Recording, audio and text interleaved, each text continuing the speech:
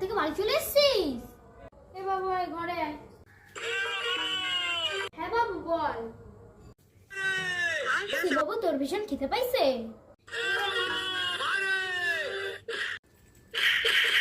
তুই এমা মারে, শুধু এমা মারে, অন্য কিছু বলার থাকলে তা বল।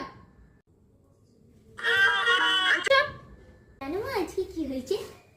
কি হয়েছে বাবু? আজকে পড়তে গেলি? আরে আমার সোনা বাবাটা। তারপর তারপর তারপর দেখি মাস্টাররা কেউ ঘুমের থেকে ওঠেনি। তারপর তুই কি বললি? তুই গিয়া দেখি মাস্টার বই শুয়ে রয়েছে। বাবু এরকম কথা বলতে নেই। তারপর তুই কি বললি? তারপর তারপর মাস্টারের দরজার সামনে গিয়ে বললাম,